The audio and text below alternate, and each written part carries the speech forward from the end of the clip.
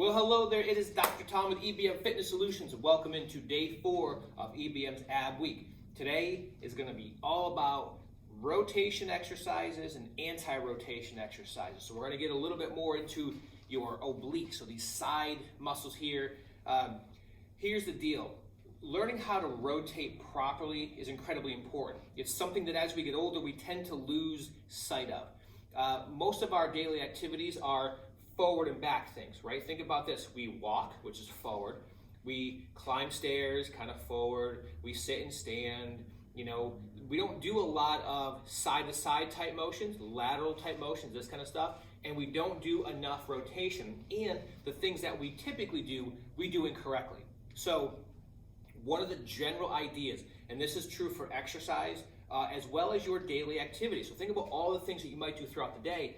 When you go to twist and turn, what you need to do and what you need to think about is you need your hip and your shoulder to go together, okay? So I'm gonna back up so you can see my feet. When I do this, my foot, it spins. I spin up onto my toe, okay?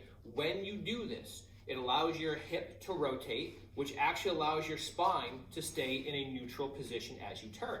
If I do the same rotation without turning my foot, what you'll feel, if you do this, you'll feel pulling in your hip. You may feel pulling in your knee. But the problem is, my hip locks up right here because I'm not moving my foot. If I go further, now I start twisting my spine. I'm cranking on the hips, which is not allowed to move any further. I'm twisting my knee, which isn't meant to twist at all. And now I'm torquing and twisting my spine.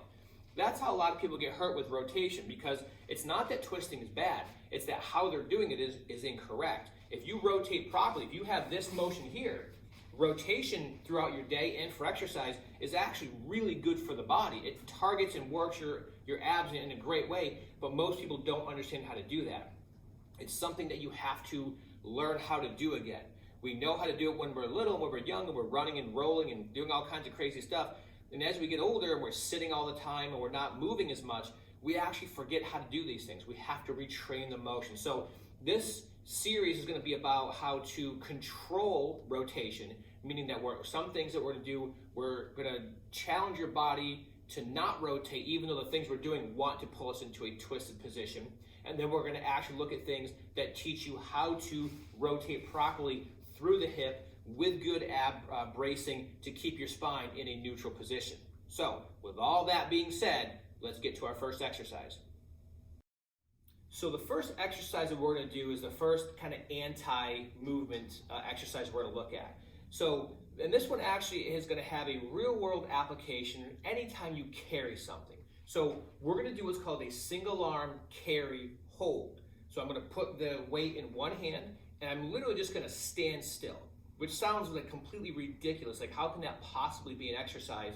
And I'll explain exactly why it is an exercise and how this applies to every time you're schlepping grocery bags or maybe a briefcase or some kind of a bag for work, and how this applies and how it could even be contributing to some of the pain you might be feeling in your body. So anytime you carry something on one side only, the opposite side is being taxed to stabilize the body. So if I pick up this weight, it's in my left hand. So this weight is trying to pull me that way, right? That part I think should make sense. So my obliques here, my hip and glute muscles, they're trying to stabilize to keep me from getting pulled that way.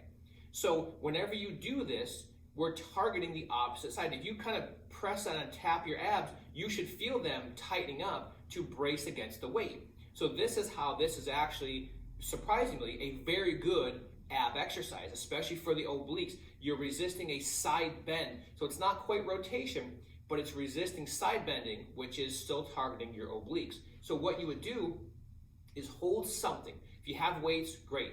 If you have maybe a jug of water or something like that, find anything. Again, take a backpack and just throw a bunch of stuff in it and just grab onto it and hold it, right? So the goal, and I would do this in front of a mirror because you want to have that feedback. Because if you're standing there like this, you're not helping yourself out.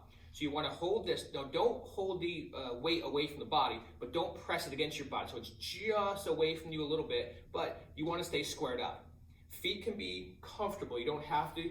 This is harder when you narrow your base. This will be a little bit more challenging, but for the most part, keep them here, and then just keep everything tight. So pinch your shoulders a little bit, brace your abs, tighten up your butt, squeeze everything and hold it. And periodically, if you want to tap here, you can feel these muscles working, okay? So now, anytime you have to lug, and most people are guilty, right? You're gonna load up, 13 grocery bags here, and you're gonna, make it into the house this way. I'm not saying you can't do that, but what I would think about that when you grab them, secure and walk without tipping to the side. We're gonna go over single arm carries next, but make sure that you're squared up. If you always carry a bag to work, a duffel bag, a backpack, a briefcase, or something, a couple things I would mention. One, be aware of your body mechanics, right? Are you tipped all over the place? If so, try to correct it. Two, try to distribute the weight to both hands if you can. If you can't, what I want you to try to think about is carry them into work on one side of your body and out of work on the other side, right? So if you go into work, everything on your right side. When you go home, everything goes on your left side. So that way you're at least distributing that work, that stress every day equally as best you can. But don't just one side, because what happens is you create huge imbalances between the right and left sides through here, because if I'm always carrying stuff on my right side, I'm overloading this side, but my right side never gets any work because I never carry anything in this hand or on this side. So take the time, share the load, but also pay attention to your mechanics. Look at how you're doing it, because I guarantee your body's probably shifting to compensate for what you're doing. So the first step in correcting these things is one, being aware you're doing it, and now you have a means to start to correct all the body mechanical and the technique things that might be going on.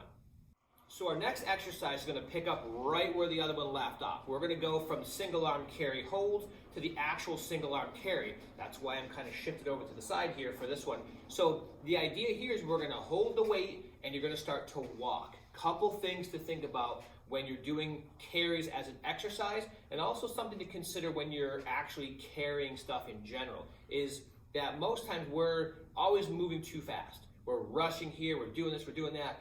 With the exercise, I definitely want you to take smaller, slower steps.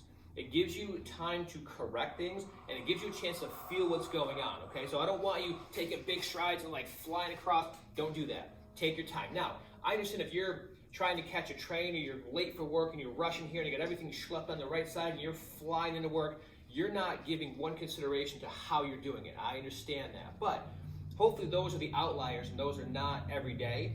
And I want you to try to be more aware of how you're moving throughout your day too. Use this as the tool to start to build up the awareness and that strength, and then apply that to your everyday habits and behaviors. So the goal here is I'm going to pick this weight up and I'm going to start to walk. Same idea. I don't want this out to the side, right? So I'm going to have it like this close to my body the entire time. And then I'm going to take small, slow steps. So I want to step here, very deliberate, very controlled. Okay? So now I can do that for time. I can set a timer and just walk a certain way and then switch hands and come back the other way. Or you can just have a certain distance. Sometimes here at EBM, the turf here is about 60 feet. So I can walk down and back with it in one hand and switch, or I can go down and then switch and come back with the other hand. There's a lot of variables you can play with there, but the key and the goal is that your technique is sound. So you're in a good position. It's small, slow, deliberate steps. And don't be surprised if you carry the weight on one side and notice you are much more unsteady, much more unstable.